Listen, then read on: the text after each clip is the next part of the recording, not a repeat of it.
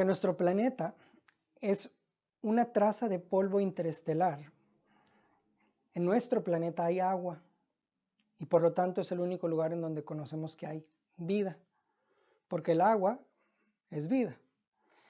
Y ciertamente es vida en el área del Medio Oriente, la zona de la Biblia. Preciosa y escasa agua dulce y limpia. Y es en el Nuevo Testamento una de las áreas principales para el acto de iniciación cristiana. En el Nuevo Testamento este elemento común que podemos obtener por el galón de la llave de la ciudad es un elemento esencial o un compuesto esencial para la vida cristiana. Mucha agua también, al igual que la escasez de agua, puede ser mortal. Y en el Antiguo Testamento tenemos el arca de Noé y el diluvio y cómo esa cantidad de agua arrasó con toda una generación. Y ese ejemplo es utilizado en el Nuevo Testamento como un dibujo, una analogía del bautismo. O tomen, por ejemplo, la vida de Jonás. Jonás fue un profeta que escapó de Dios o trató de hacerlo, y cuando lo estaba haciendo, los atrapó a él y a la tripulación de un barco en una marea, y como ustedes saben, lo echaron al mar. Y no fue como muchas veces les enseñan a los niños en las clases dominicales que la ballena estaba ya esperando a Jonás para recibirlo, ¿no? En el capítulo 2 del libro de Jonás dice que él cayó hasta el fondo del mar y está orando desde el Seol, desde el mundo de los muertos. Está orando a Dios para que le devuelva la oportunidad de vivir, pero dice que su cabellera se enredó entre las plantas marinas y fue ya el cuerpo muerto de Jonás el que la ballena recogió. Y recuerdo un artículo hace algunos años en Marineland de una ballena que hizo exactamente lo mismo con un amiguito que tenía, mamífero también, que era una foca, y la foca murió y por horas la ballena llevaba el cuerpo de la foca y lo subía a la superficie como para incentivarlo a que respirara, y le rompió el corazón a las instructoras de Marineland. Pero la cantidad correcta de agua es para salvación. Y en el Antiguo Testamento igualmente el cruce del pueblo de Israel a través del Mar Muerto, cuando se abrió, si ustedes recordarán, fue un bautismo para ellos. Representó cortar para siempre con su vida en Egipto, estar más allá del alcance de Faraón, así como para nosotros también significa estar más allá del alcance de la potestad y del dominio del diablo. Pero ¿qué significa en sí la palabra bautizar? La palabra bautizar en realidad es un vocablo transliterado del griego baptizein, y es una transliteración, así como utilizamos anglicismos en el español. Cuando por ejemplo dices ya me voy de rol, es un anglicismo. De la misma manera, cuando los primeros traductores de la Biblia tradujeron del idioma griego al inglés, en este caso en el siglo XIV, no querían ofender al rey y por lo tanto tradujeron la palabra simplemente con las letras griegas a las letras inglesas, en lugar de traducirla como lo que significa, que es sumergir. Y lo hicieron precisamente en un contexto que era negativo, porque ya para esos años la iglesia había decidido no sumergir, sino solamente rociar al bautizado. Particularmente la Iglesia Católica Romana en el Concilio de Ravenna en el año 1311 oficialmente decidió ese método de bautismo. Pero durante milenios las iglesias ortodoxas griegas que entienden griego saben que para bautizar hay que sumergir. Y si tú ves hasta el día de hoy en las noticias cuando un barco se sumerge, cuando un barco, perdón, se va al fondo del mar, las noticias en Grecia van a decir barco bautizado. Para ellos bautizar un barco no es que venga un dignatario político y quiebre una botella de vino sobre el barco y diga Dios bendiga a todos los que naveguen en él. No, para los griegos que entienden griego, bautizar es sumergir. Y no solamente para ellos, también en el primer siglo, en los tiempos de Jesús, existen récords que clarifican para nosotros que para los griegos sumergir, bautizar, era una palabra que utilizaban, por ejemplo, para pintar lana. Cuando tenían que colorear un pedazo de lana, de tela, la sumergían por completo en un vaso, en un recipiente con colorante, para que quedara completamente coloreada. Las iglesias ortodoxas griegas, si tú vas el día de hoy, vas a encontrar un bautisterio enorme, a diferencia de muchas iglesias presbiterianas, metodistas o católicas que van a tener un bautisterio chiquitito, porque los griegos hasta el día de hoy bautizan al bebé sumergiéndolo completamente en agua 3 veces, y aquella cosita desnuda nomás se pone a gritar y a quejarse con la única forma que puede hacerlo, y si pudiera quejarse teológicamente lo haría. Pero el punto es que en el Nuevo Testamento el significado es sumergir un sólido en un líquido. Y ese es el significado con el que Juan bautizó. En el libro de Juan nos clarifican. En Juan 3, la gente a veces no lee más que Juan 3:16, pero siguen leyendo hasta atrás, Juan 3:23, 24, 25. Y vas a darte cuenta que ahí dice que Juan estaba bautizando en Aenon, cerca de Salim, porque había mucha agua ahí, suficiente agua para enterrarte. Porque Juan bautizaba porque tenía un trabajo especial que tenía que hacer. El bautismo de Juan, nos dice la Escritura, es que es para arrepentimiento. Juan predicó en el desierto diciéndole a la gente: arrepentíos porque el reino de Dios se ha acercado, el rey viene, limpia tu vida.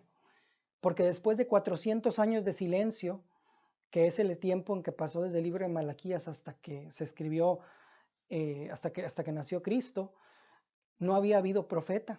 Por eso no es de sorprenderse que la gente, cuando vio que había finalmente llegado ese hombre que anunciaba la venida del Mesías, la gente salió al desierto para escuchar a Juan por multitudes, porque habían esperado por 1000 años, 400 de silencio, pero 1000 de esperar al Mesías que había prometido el Señor traer a un Mesías, a un rey como David. Entonces la primera pregunta cuando la gente se bautizaba es: ¿qué hacemos? ¿Cómo nos limpiamos para el rey?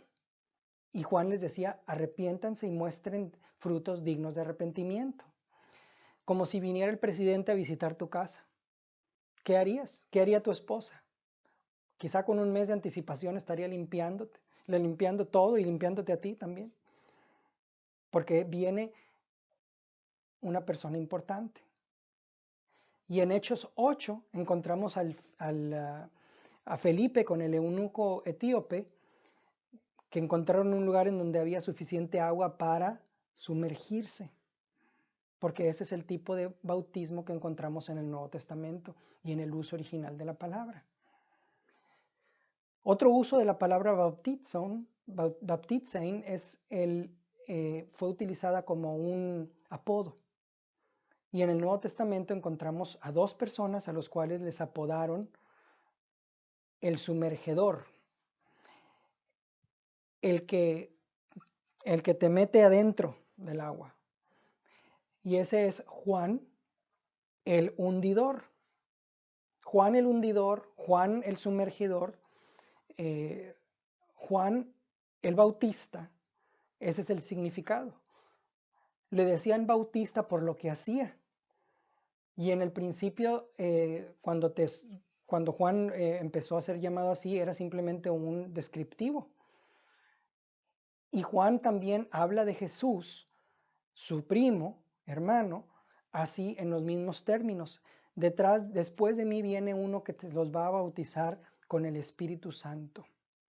Y a Jesús también se le aplica entonces el sumergidor, el bautizador, porque en realidad no es un sustantivo, bautista, sino es un verbo, bautizador.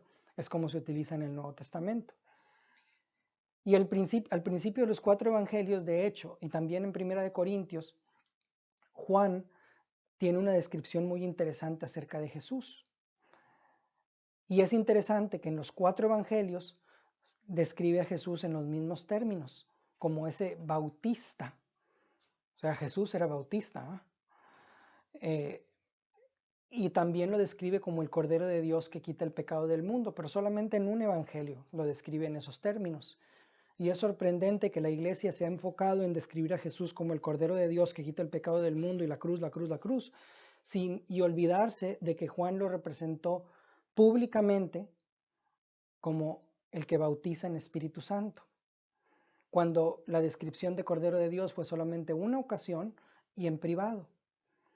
Y en 1 de Juan 1:29 dice, el día siguiente vino Juan a Jesús que venía a él y le dijo, he aquí el Cordero de Dios que quita el pecado del mundo. Esta es la única ocasión donde lo dice. Este es aquel de quien yo dije, después de mí viene un varón, el cual es antes de mí, porque era primero que yo. Y yo no le conocía, yo no sabía quién era. Mas para que fuese manifestado a Israel, por esto vine yo bautizando con agua. También dio Juan testimonio diciendo, vi al Espíritu que descendía del cielo como paloma y permaneció sobre él. Y yo no le conocía, pero el que me envió a bautizar con agua, aquel me dijo, sobre quien veas descender el Espíritu y que permanece sobre él, ese es el que bautiza con el Espíritu Santo. Y yo le vi y he dado testimonio que este es el Hijo de Dios. Entonces, dos cosas son necesarias para ser salvo. Que el Cordero de Dios quite tus pecados y que Jesús te bautice en el Espíritu Santo. Ambas son necesarias. Necesitas dos cosas para ir al cielo. Necesitas perdón y necesitas santidad. El perdón lo puedes encontrar en la segunda persona de la Trinidad, el Hijo. Pero la santidad solamente la puedes encontrar en la tercera persona de la Trinidad. Y la Biblia dice que sin santidad nadie verá al Señor. Porque si no eres santo, cuando llegues al cielo, lo vas a arruinar para ti y para todos aquellos que lleguen ahí. De hecho, no estamos hablando del cielo, deberíamos hablar de un cielo nuevo y de una tierra nueva, porque es un universo físico el que Jesús está recreando. Pero eso ya lo explicamos en otra clase. En esta clase vamos a enfocarnos en el bautismo en agua y en la sexta vamos a enfocarnos en el bautismo en el Espíritu, habiendo dicho que los dos son esenciales. Y el bautismo en agua, que es el tema de hoy, es referido en la Escritura en términos muy, muy elevados. Quizás para algunos de ustedes va a ser sorprendente encontrar este tipo de pronunciamientos en la Escritura, pero están ahí. Y vamos a leer algunos de ellos, porque en la Escritura hay 31 pasajes que hablan acerca del bautismo en agua. No tenemos tiempo de leerlos todos, pero antes de empezar con el estudio, ya en materia voy a leer algunos de esos pasajes para que quizá algunos de ustedes se sorprendan.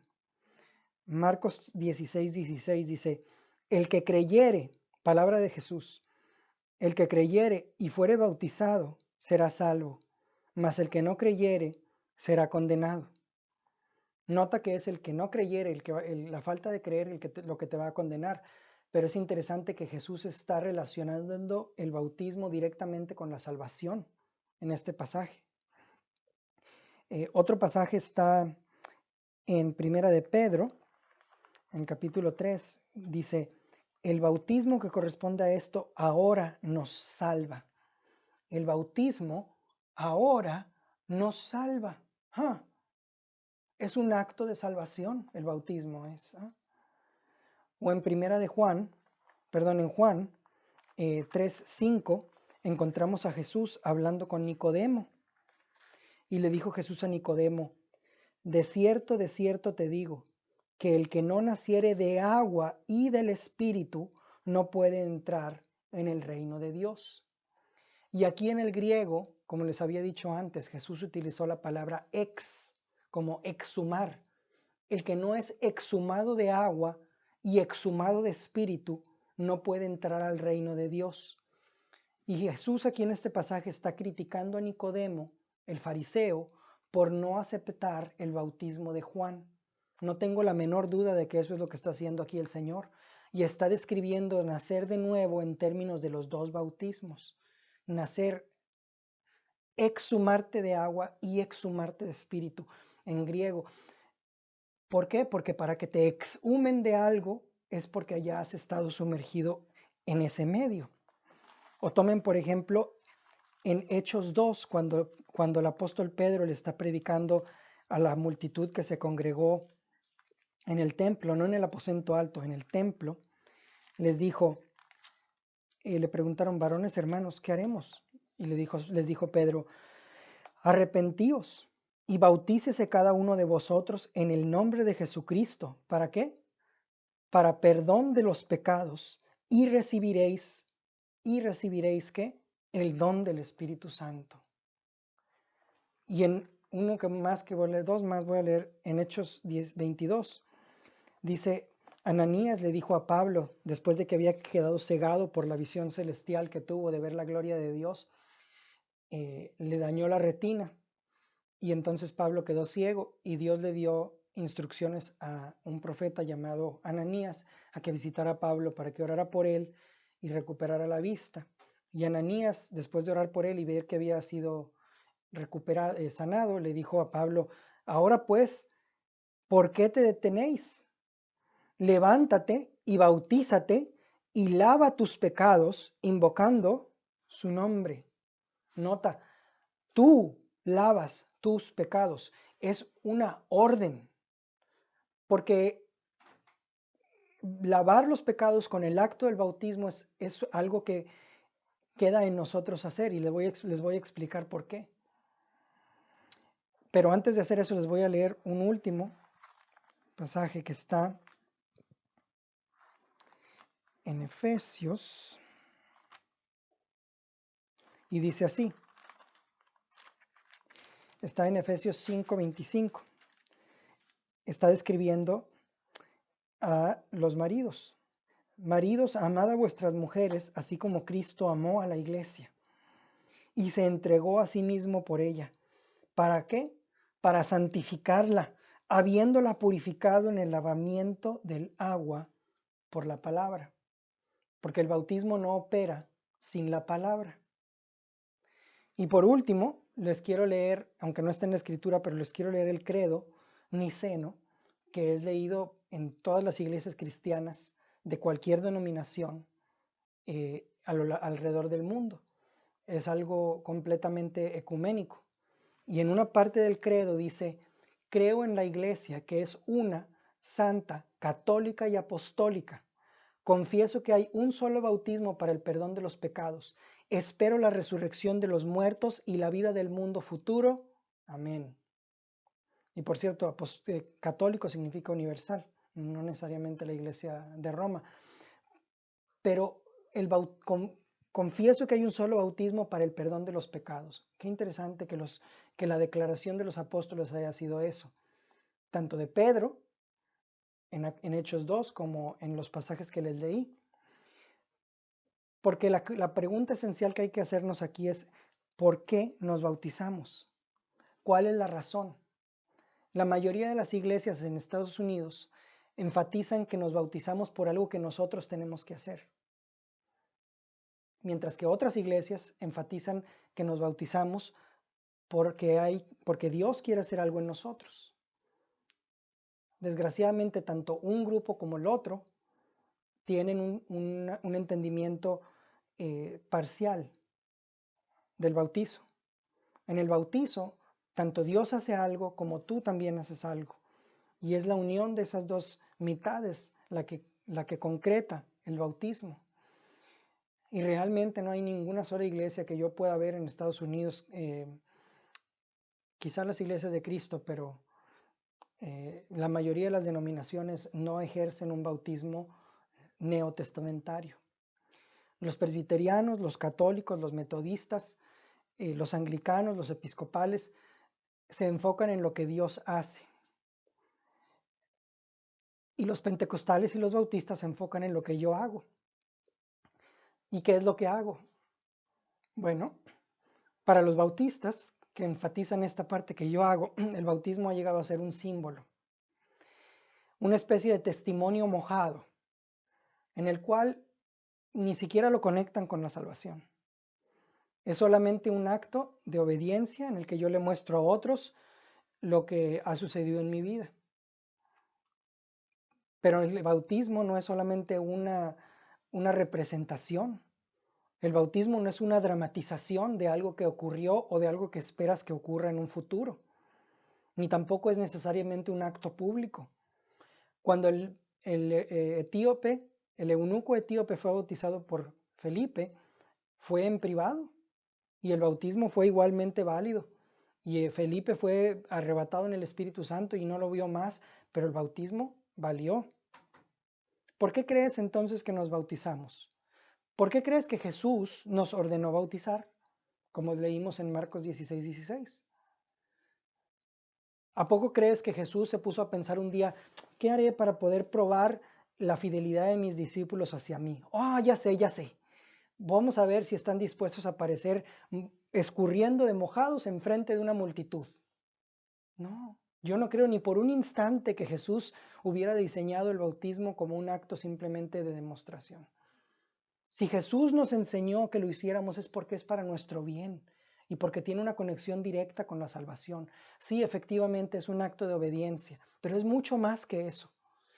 Cuando Jesús se bautizó, el Padre dijo, una voz del cielo se escuchó y dijo, este es mi Hijo amado, en quien tengo complacencia. El Padre estaba complacido de que Jesús se bautizara. ¿Cómo nos atrevemos a decir que nosotros no nos debemos bautizar cuando Jesús mismo lo hizo?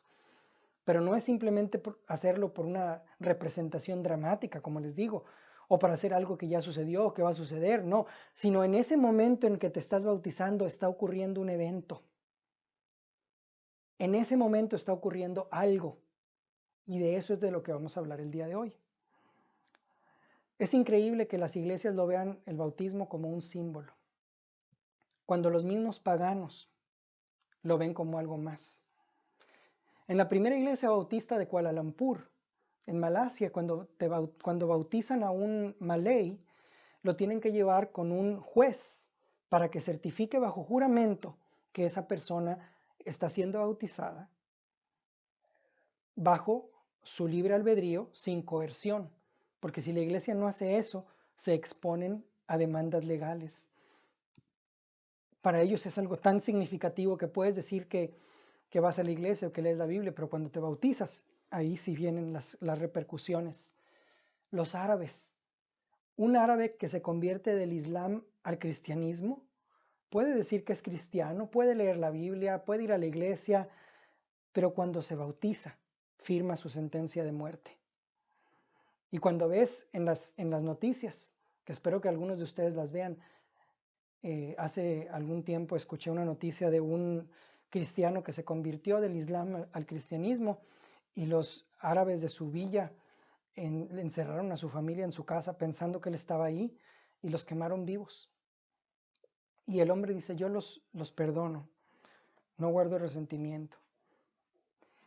Pero eso es lo que pagan los árabes que se convierten, muchos de ellos. O en la India también, cuando un hijo de una familia se vuelve cristiano y la familia es hindú, ellos hacen un servicio funerario para el hijo que se murió y si se lo encuentran en la calle nunca lo vuelven a alzar a ver, porque para ellos está muerto. Y qué bueno, porque eso es lo que significa el bautizo. Mi tesis de tal manera para esta clase es que el bautismo no es un símbolo, es un sacramento. Y un sacramento es un evento. Un sacramento es algo que nos prepara para el cielo y es parte esencial de la salvación. Para ponerlo en términos técnicos, un sacramento es un evento físico con una repercusión o un efecto espiritual. El agua es ordinaria, el pan es ordinario, el vino es ordinario, pero cuando son utilizados de forma sacramental, son supercargados con un efecto de poder sobrenatural, de manera tal que un milagro de amor toma lugar cuando las condiciones espirituales correctas ocurren. Eso es un sacramento. Y por lo tanto ocurre una sola vez. Es como una boda.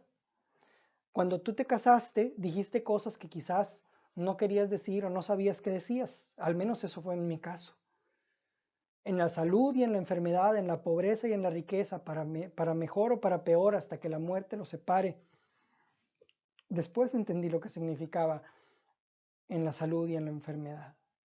En ese momento quizá no lo supe, pero no volví a volverme a casar, sino que miré hacia atrás a los votos que ya había tomado en mi matrimonio y de esa manera entiendo lo que hice. Y es lo mismo con el bautismo. De alguna manera las iglesias cópticas ancestrales tienen una costumbre de que cada año va el sacerdote y agarra una paila de agua del río y bautiza a todo mundo, pero eso no es la idea del bautismo, es un sacramento y por lo tanto es irrepetible. Los sacramentos son bíblicos, ¿eh? La Biblia está llena de sacramentos. Les doy una revisión rápida. El primer sacramento en la escritura fueron esos dos árboles, el conocimiento del bien y del mal y el árbol de la vida, de los cuales si Adán y Eva comían un acto físico, iba a tener repercusiones morales y espirituales eternas. La vara de Moisés, que cuando la echó delante de los magos de Egipto, ¿qué pasó?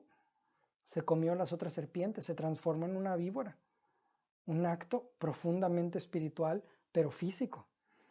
La sangre del cordero que untaron los hijos de Israel sobre el dintel de sus puertas para que el ángel de la muerte pasara, no matara al primogénito de sus casas. Eso es un sacramento. ¿O se acuerdan de Usa?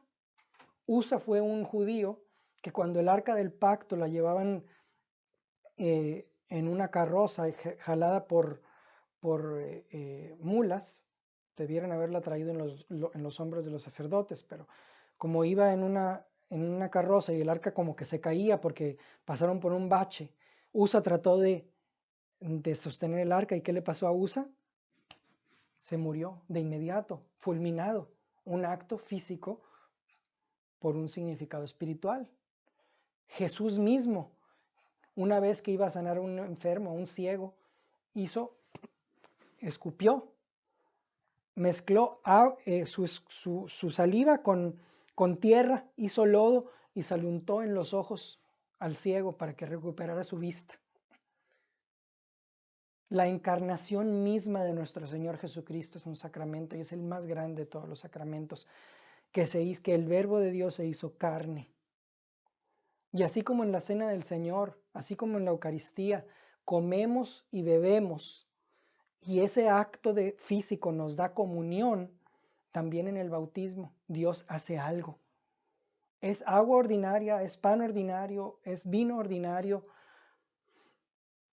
pero la iglesia primitiva continúa esta tradición en actos profundamente ordinarios, tales como el imponer las manos o el ungir con aceite a los enfermos para que fueran sanados.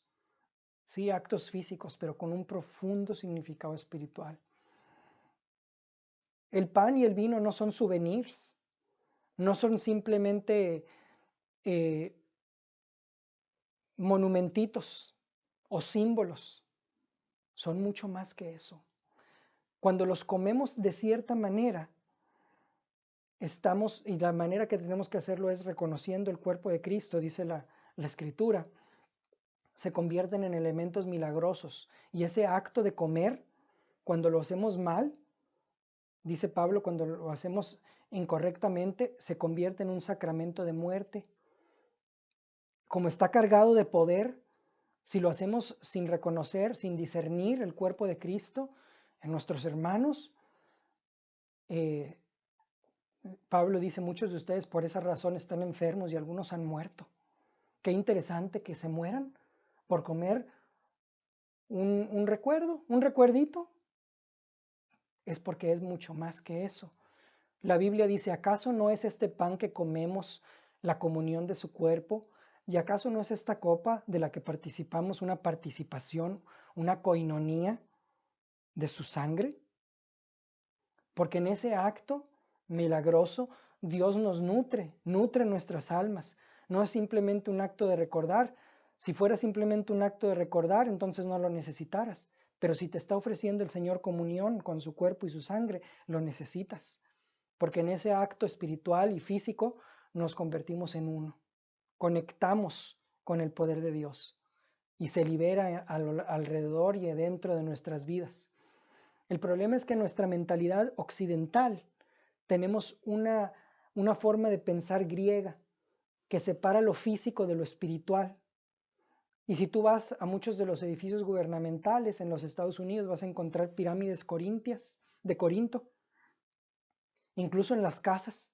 Me llama la atención caminando por mi vecindario ver casas normales y de repente ahí está entremetida el frente de un templo griego. Interesante.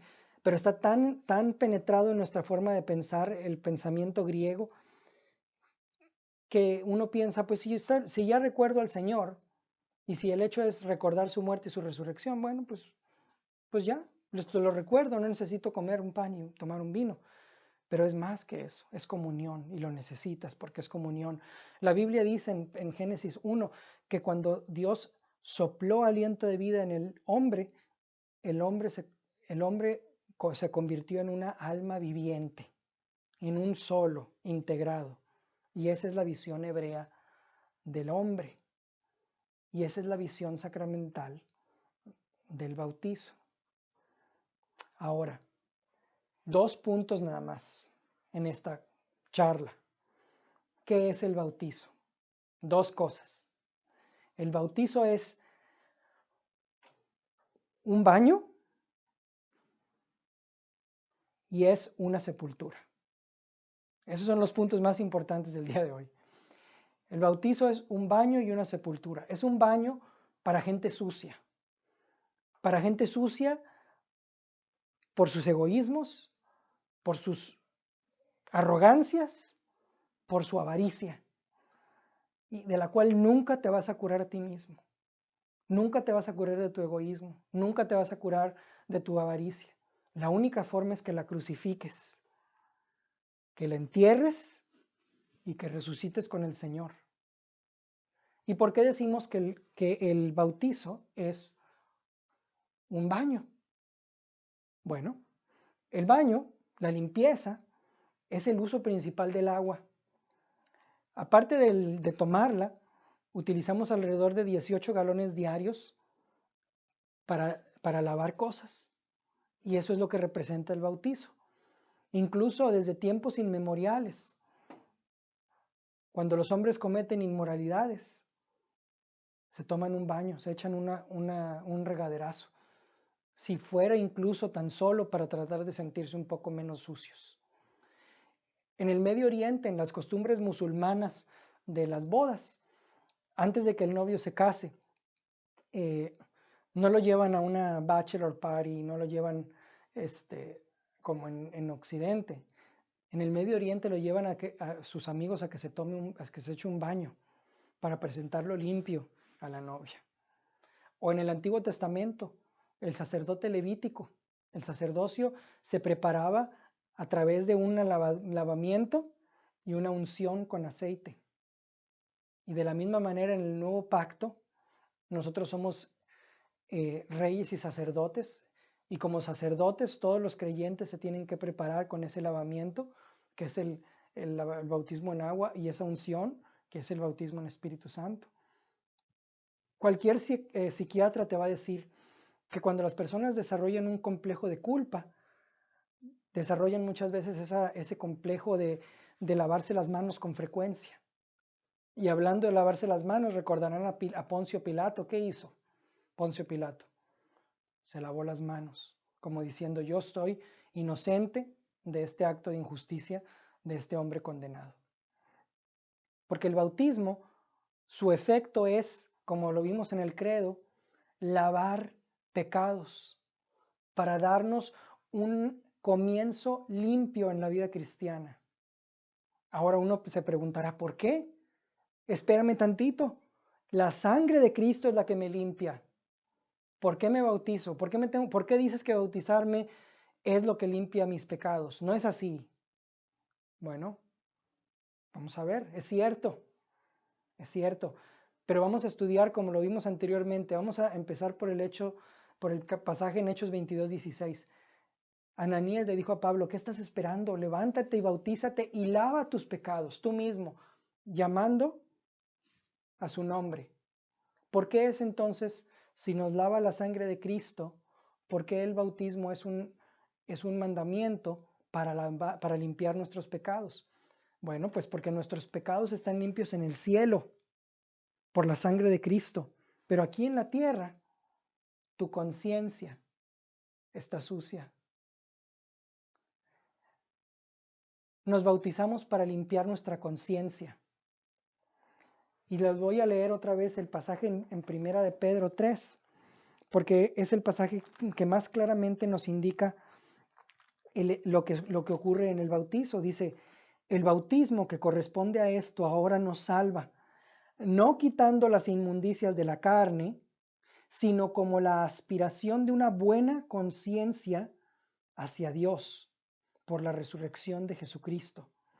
La traducción es fatal porque en el idioma, algo más moderno, sería una apelación, no una aspiración, sino como un apelar a Dios para una buena conciencia hacia Dios, que es lo que dice la Nueva Versión Internacional en inglés.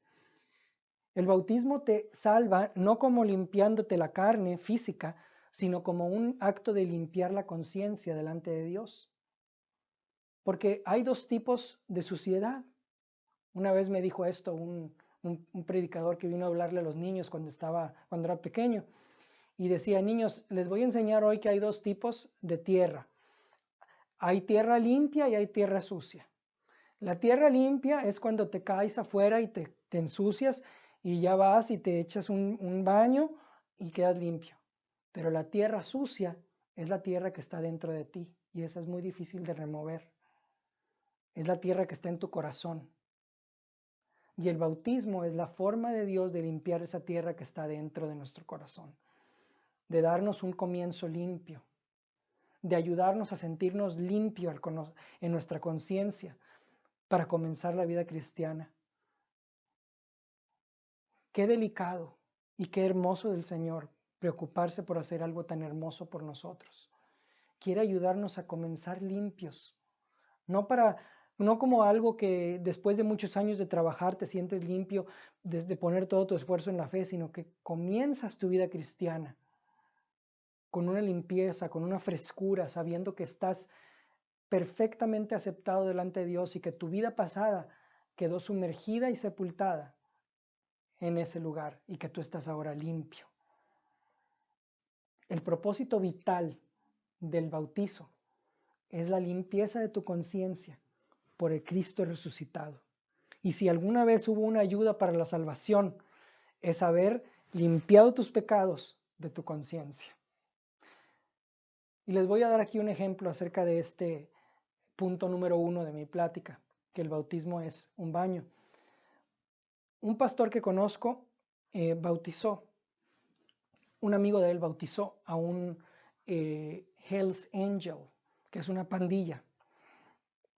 Y este muchacho se convirtió y quería bautizarse. Pero tenía en su pecho un tatuaje grandote de Satanás y le daba vergüenza, porque sabía que cuando se bautizara, la camisa que se iba a poner, pues se iba a poner transparente con el agua y la gente iba a ver a Satanás en su cuerpo. Entonces fue con un cirujano plástico y le dijo, porque eso fue hace ya algunos años cuando no había láser para quitar los tatuajes, y le dijo, ¿cómo puedo quitarme este tatuaje? Y el cirujano le dijo, hay dos formas. Uno es, podemos quemarlo, pero queda una cicatriz fea, o podemos agarrar un poco de piel de tu talón, de tu muslo, y ponerlo, y podemos injertar esa piel en tu pecho, pero toma tiempo y dinero. Y el muchacho dijo, no, mira, no tengo ni tiempo ni dinero. Entonces fue y pidió que lo bautizara a este amigo del pastor que conozco en una piscina, en su privada, rodeado de cristianos. Y cuando el muchacho fue a bautizarse, sumergió en agua y salió del agua y Satanás se había ido. Y nada tocó su pecho. solamente agua. Y esa agua limpió ese tatuaje. Y si tú le dices a ese muchacho, no, el bautizo es solamente un símbolo, se va a reír de ti. Va a decir, ¿símbolo qué va? El bautizo sacó a Satanás de mi cuerpo. O también recuerdo otro pastor amigo mío que me dijo que en su bautisterio ha encontrado cada cosa. Y por decirles un ejemplo, ha encontrado pipas y bultitos de tabaco. Gente lavándose de su vida anterior, despojándose de su vida anterior. Eso es lo que es el bautizo. Punto número 2. El bautizo es una sepultura. Y la gente muerta necesita ser sepultada. Es el último acto de humanidad y de dignidad que puedes hacer por una persona que falleció. Sepultarla. Y eso es lo que el bautismo es. Es el acto de dejar atrás tu vida pasada. El bautismo es tu funeral. El funeral de tu vida anterior. No es un símbolo, no es un ritual, es un evento. Es un evento en el cual Dios te limpia y sepulta tu viejo yo. ¿Por qué decimos que el bautismo es una sepultura? Les voy a dar un ejemplo que lo puede clarificar. Hay un pastor que conozco que me lo contó de los labios de la persona que lo vivió. Es un pastor que cuando era niño tenía un amigo y los dos eran uña y mugre y siempre pasaban y hacían todas las cosas juntos. Pero llegó el día en que la familia de este pastor, que es el que conocía a mi amigo, se mudó y perdió contacto con su amigo. Y pasaron los años y uno de ellos, el que se hizo pastor, pues se hizo pastor y ese fue el que conocía, mi amigo. Y el otro literalmente hizo un desastre de su vida. Y sucedió que cuando tenía 24 años llegó a un punto tal en su vida en el que estaba completamente desahuciado. Se había metido en problemas con la policía, estaba con pensamientos suicidas, estaba a punto de matarse. Y un día se puso a meditar y dijo, yo sé quién me puede ayudar. Voy a llamarle a mi amigo de la infancia. Él me puede dar algún consejo, pero ¿dónde vivirá? Entonces se le ocurrió consultar a una hechicera, a una adivina, a un medium, para ver dónde vivía su amigo. Increíble, pero la mujer, porque era una mujer, le dijo que ella podía encontrarlo. Y entonces hizo sus conjuros y le dijo, mira, no sé la dirección, pero te puedo describir la casa. Es una casa de pintura verde y está enfrente de un parque en la zona norte de la ciudad y es un parque con árboles triangular. Entonces, te puedo decir que esa es la descripción, pero no te puedo dar la dirección. Desgraciadamente también te tengo que decir que tu amigo está muerto. Y te puedo dar la fecha cuando murió. Entonces el amigo salió del lugar de la medium y se fue a recorrer la ciudad para buscar si era cierto dónde estaba esa casa. Y recorrió y recorrió y recorrió hasta que encontró ese parque con árboles. Y recorrió el parque y le dio vueltas hasta que encontró la casa con la descripción que le había dado la mujer. Y tocó la puerta de la casa. Y para su gran sorpresa, salió su amigo de la infancia y le dijo a su amigo, mira, ayúdame, me voy a suicidar, necesito tu ayuda. Y el pastor lo llevó a los pies de Cristo y de ahí en adelante fue una historia feliz. Pero el pastor le dijo, hay algo que no entiendo. Después de tantos años de conocernos, ¿por qué no habías venido? ¿Cómo diste conmigo? Y el amigo le dijo, ay, ni si te contara. Resulta que para dar contigo fui a preguntarle a una divina. Y no me vas a creer, la divina dijo que estabas muerto. Y me dijo cuál era la fecha de tu muerte. Y le dijo, ¿cómo? Sí, mira aquí. Y le dio la fecha. Y le dijo el pastor, esa es la fecha en que fui bautizado. Qué significativo. El mundo espiritual conoce la fecha en que fuiste bautizado. Porque Satanás odia tu bautismo como creyente. No tu bautismo como bebé, tu bautismo como creyente lo odia. Y sabe perfectamente la fecha en que su dominio fue roto sobre ti. Pero el bautismo no es solamente un acto mágico. El bautismo requiere ciertas condiciones. Por eso es que estamos hablando del bautismo como el paso 3 del camino de la salvación. No hay nada mágico en el agua. La gracia que se da en el bautismo no es automática. No es, como dice el latín, ex opere operato. No, la gracia del bautismo, cuando solamente lo hacemos con los medios físicos, sin realmente realizar el significado espiritual, no tiene ningún poder. De hecho, es una ofensa a Dios. Cuando Él quiere que lo exterior refleje lo interior, y cuando Él quiere que lo físico sea el medio por el cual lo espiritual tiene efecto, Dios odia cuando vemos y nos enfocamos solamente en el acto físico por sí mismo. ¿Por qué digo esto? Los fariseos hacían precisamente eso. Cuando los fariseos llegaron a preguntarle a Juan el Bautista, ¿qué haremos? Queremos bautizarnos. Juan les dijo, ustedes primero arrepiéntanse y den frutos dignos de arrepentimiento. Y cuando le preguntaron cuáles eran, les dijo, si tienes 2 túnicas, regala una. Si estás hostigando a otros, siendo un bully, deja de ser un bully para ellos. Y confórmense con lo que ganan. Práctico el arrepentimiento, pero esa es la condición. Incluso en el Antiguo Testamento, Dios mismo le dijo al pueblo de Israel, desprecio la multitud de tus sacrificios. Toda esa multitud de carneros que me sacrificas en el templo, que quemas incienso para mí, aléjalo, aléjalo, me enferma, lo detesto, porque solamente de labios me honras y tu corazón está lejos de mí. Las 2 condiciones para que el bautismo sea el poder de Dios en tu vida son, número 1, que te arrepientas. La Biblia se describe a sí misma como un espejo en el que tú te das cuenta qué tan sucio estás. Y en la confesión, que es parte del arrepentimiento, confesar que has ensuciado tu vida, no es nada más decir por mi culpa, por mi culpa, por mi grande culpa.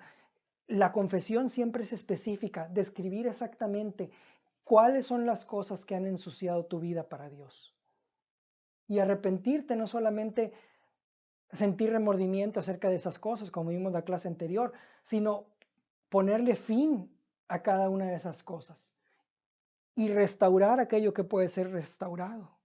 Terminar con esa relación incorrecta, adúltera, con esa unión libre.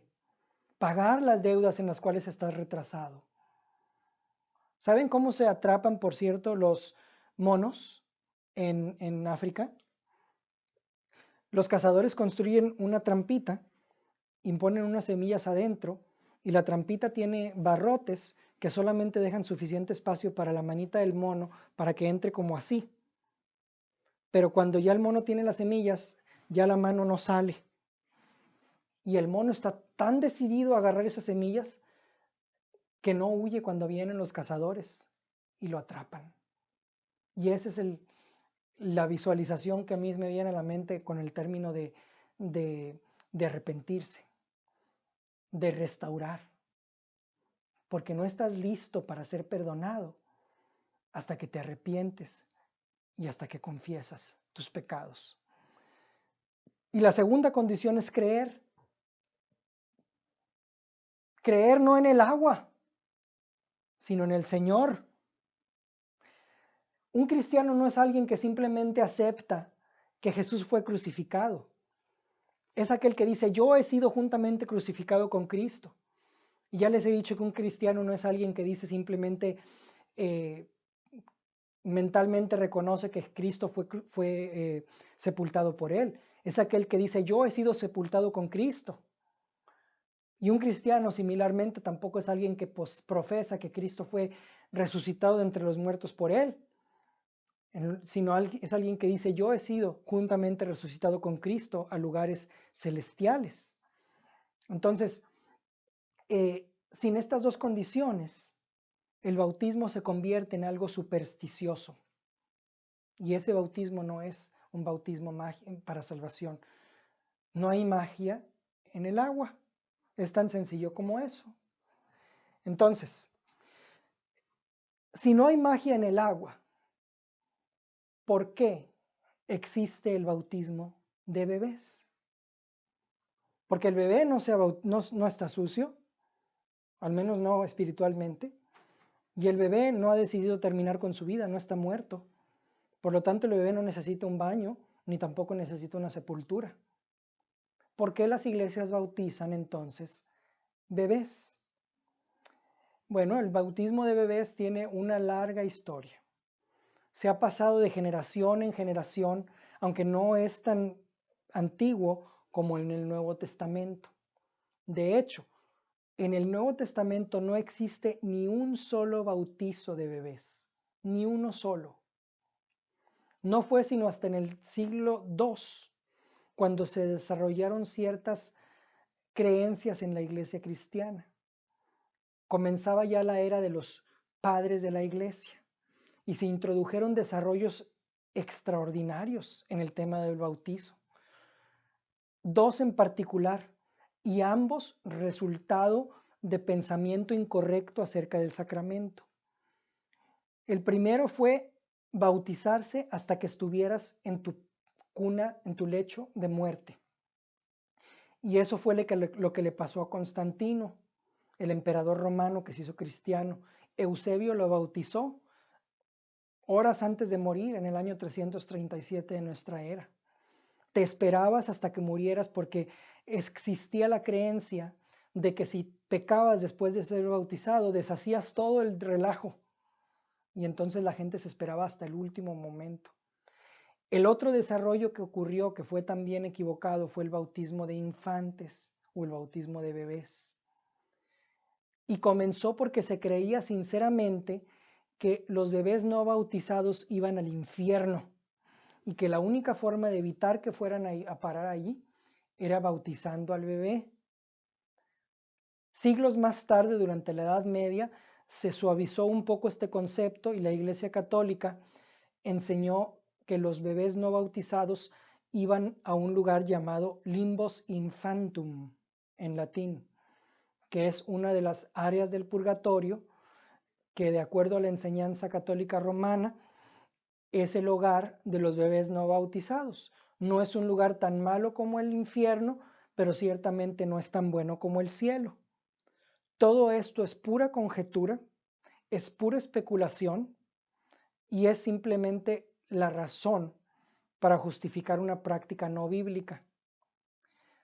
Más allá de eso, cambios posteriores ocurrieron en las iglesias cristianas en las cuales no tengo tiempo en este momento de profundizar, pero por ejemplo cambiaron de tener muchos obispos por iglesia a cambiar a tener muchas iglesias por obispo y empezaron a tener una jerarquía piramidal parecida a la del imperio. Y avanzando a través de los siglos, llegamos hasta la era de la Reforma y encontramos a reformadores tales como Juan Calvino, Martín Lutero, que continuaron con la práctica de bautizar bebés. Pero como para ese entonces Lutero ya había liberado la Biblia en alemán, la gente lo retó y le dijo, ¿por qué bautizas bebés? Y él dijo, bueno, ¿quién puede decir que un bebé no ha creído? Lo cual es absurdo porque la respuesta evidentemente es ¿quién puede decir que el bebé creyó?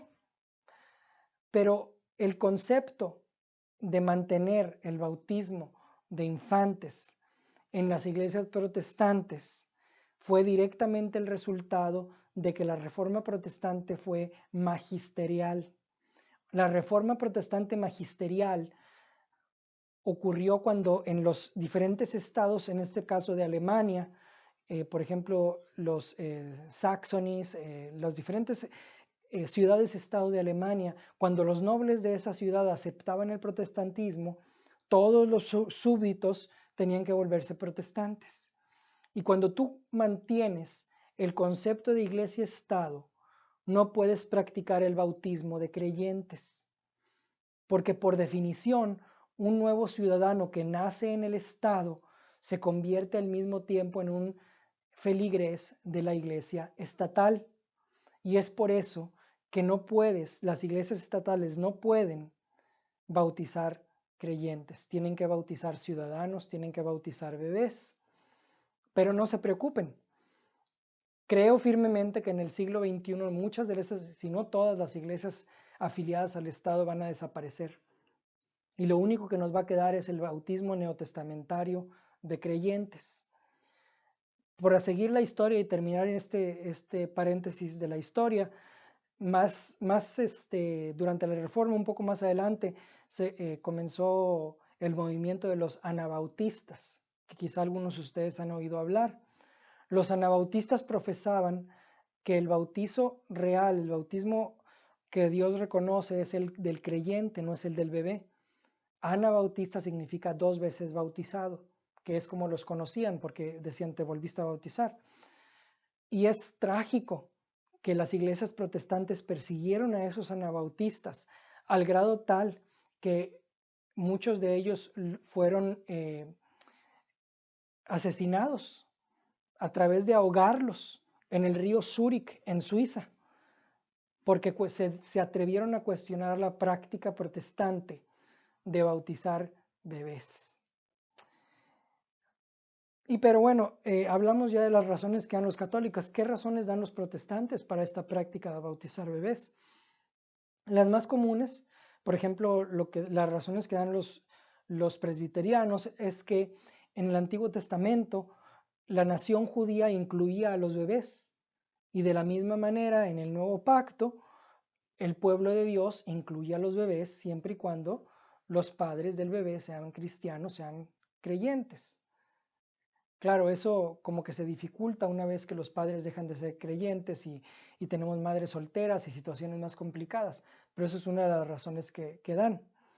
Las iglesias metodistas, por el contrario, justifican el bautismo de bebés a través de decir que es un ejemplo de la gracia precursora de Dios, de una gracia que previene el mal, como un ejemplo de que Dios toma la iniciativa, de que Él nos amó primero, lo cual es cierto, es una gran verdad, pero el bautismo no es el medio por el cual se supone que debamos expresar esa verdad. El problema es que, como les digo, el bautismo de bebés no es ni un baño ni una sepultura. El bebé no está sucio, el bebé no está muerto. Y la implicación es que puede ser que si tú fuiste bautizado como bebé, estás bautizado a los ojos de la iglesia, pero no estás bautizado a los ojos de Dios. Siento mucho tener que decirles esto, pero yo no encuentro el bautizo de infantes en mi Nuevo Testamento. No está aquí. No lo encuentro aquí. Y es por eso que no puedo creer en eso. Entonces, ¿qué es lo que sugiero que hagan? En un país en donde la mayoría de los bebés son bautizados por las iglesias, ya sea protestantes o católicas, ¿qué es lo que sugiero que haga un creyente? Muy simple. Lo que sugiero que hagas es que leas cada uno de esos 31 pasajes del Nuevo Testamento que hablan acerca del bautismo y te preguntes si esos pasajes puedes aplicarlos a tu bautismo como bebé.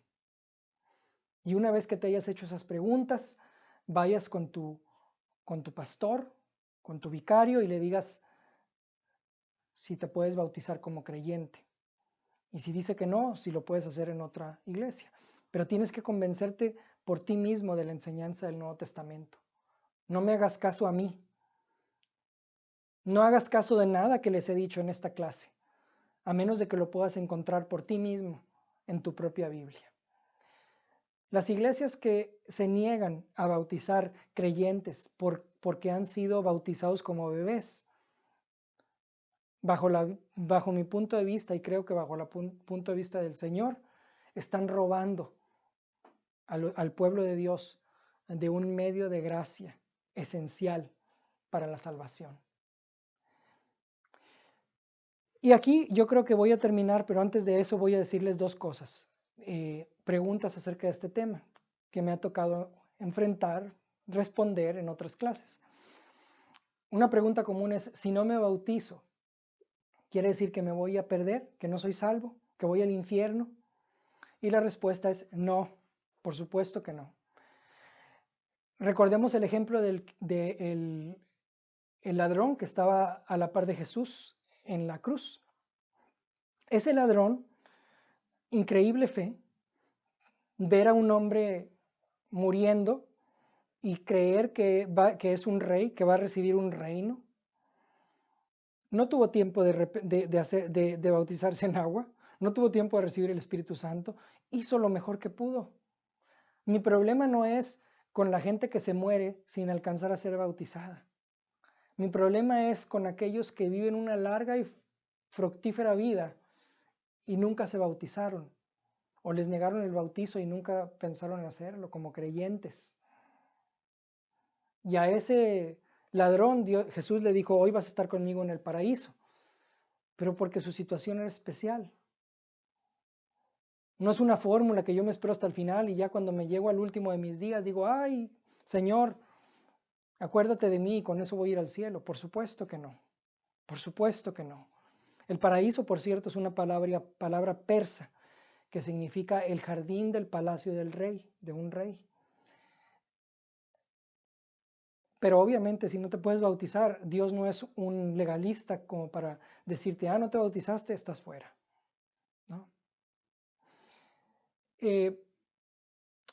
Sin embargo, les quiero enfatizar que si alguna vez hubo alguna forma de que Dios nos ayudara a comenzar la vida cristiana con limpieza, es a través del medio del bautizo. Qué gran bendición, qué hermosa bendición es el bautizo. Otra pregunta que me han preguntado frecuentemente es, ¿qué tanta agua necesita Dios? Y aquí ya les expliqué por qué el bautizo es por inmersión, lo que significa la palabra. Pero existe un documento en el siglo I de nuestra era que no está en el Nuevo Testamento, pero que fue escrito en el tiempo de los apóstoles. Y es un documento que nos ayuda a entender el orden de la liturgia de la iglesia primitiva. Y comenzaban con la lectura de la palabra, con oraciones y con la comunión o la Eucaristía o la Santa Cena, y duraba alrededor de 2 horas el servicio. Y a ese documento se le conoce como el Didache o la enseñanza de los apóstoles. Y en ese documento específicamente dice, con relación al bautismo, bautícese en esta manera, en el nombre del Padre, en el nombre del Hijo y en el nombre del Espíritu Santo. Bautice en agua viva. O sea, agua viva es una fuente o un manantial. Pero si no hay disponible agua viva, entonces es posible bautizar en otra agua, es decir, un estanque o agua estancada. Y si no, puedes bautizar en agua fría, bautizaban en agua fría, bautice en agua tibia. Y si no tienes la posibilidad de ninguna de las dos, entonces rocía agua 3 veces en el nombre del Padre, del Hijo y del Espíritu Santo. Es decir, rociar agua era aceptable, pero solamente en situaciones en donde el bautismo por inmersión no era posible. Y eso es algo que desde el siglo I, desde la era apostólica del Nuevo Testamento, era acordado. Ahora bien, les puedo decir que, por ejemplo, en la India, cuando hay sequía, ellos bautizan igualmente por efusión. Me ha tocado ver que hacen un hueco en la tierra, lo cubren como con unos paños, humedecen los paños y luego ponen a la persona en ese hueco y la envuelven y rocían con agua ese paño y pueden bautizar a una persona con menos de medio litro de agua. Yo creo que para Dios eso es válido. Hay pacientes de estado terminal que no pueden ir a una iglesia, que no pueden salir de su casa o que están en cuidado paliativo. Y hay formas de bautizarlos también, pero la Biblia nunca hace excepción para ningún creyente. El bautizo es para todos y haces lo que se puede. Pero no creemos excusas o una teología sobre algo que los griegos desde tiempos del Nuevo Testamento han entendido que no es por rociar. Otra pregunta, ya es la tercera, pero me recordé me han preguntado qué hay acerca de los bautizos de casas. Hay algunos bautizos de casas, de households, en el Nuevo Testamento, en el que se bautizó todo un grupo de personas, toda una casa. Lo que les quiero clarificar es que en el Nuevo Testamento household o casa no es familia. Una casa es un vocablo que significa todas las personas que viven bajo un mismo techo, incluyendo los esclavos. Entonces, en el Nuevo Testamento, considerando que 2/3 partes de la población eran esclavos, encontramos a Pablo predicándole a toda una casa antes de bautizarlos al siguiente día, particularmente el caso del carcelero filipense. Pablo le predicó a todos los que estaban en su casa y entonces les dijo, cree en el Señor Jesucristo y serás salvo tú y tu casa. Y porque Pablo les predicó el evangelio a todos los de su casa y por lo tanto eran elegibles para ser bautizados. Ninguna vez, como les dije, en ningún caso en el Nuevo Testamento hubo bautismo de bebés. Otra cosa que les puedo decir, ya es la cuarta, es que la fórmula. Hay iglesias que hacen un gran énfasis sobre usar la fórmula correcta. Y si tú vas a ciertas denominaciones no van a aceptar tu certificado de bautizo a menos de que diga que utilizaste cierta fórmula. Pero aquí hay una cierta discrepancia, no sé si la han notado, pero en el Nuevo Testamento, en los Evangelios, Jesús le dice a los apóstoles que bauticen en el nombre del Padre, del Hijo y del Espíritu Santo. Pero en el libro de los Hechos, siempre que bautizaron en el nombre de Jesús. Entonces ahí hay una discrepancia. Pero más allá de la discrepancia, cuando hay algún tipo de controversia, yo les digo que lo mejor que podemos hacer es a lo mejor agarrar las dos fórmulas. Yo te bautizo en el nombre, en Jesucristo, en su muerte, en su sepultura y en su resurrección, en el nombre del Padre, del Hijo y del Espíritu Santo. Y así ya cubres todas las bases. Y ahora sí la última, hay limitaciones del bautismo en agua. Es hermoso sentirte limpio, es una gran bendición, desearía poder hacerlo cada vez que quisiera, pero tiene limitantes.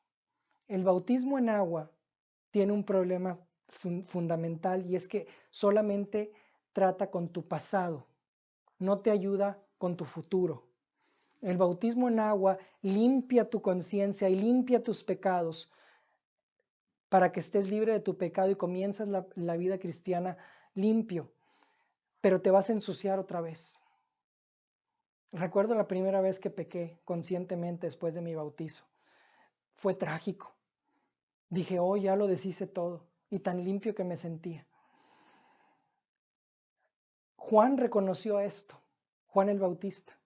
Es por eso que Juan dijo, aquel que viene después de mí es más grande que yo porque era antes de mí y él os bautizará con Espíritu Santo para limpiar tu futuro. Y eso es esa es la hermosura del segundo bautismo en el Espíritu Santo, del cual vamos a hablar en la siguiente clase. Que el Señor los bendiga.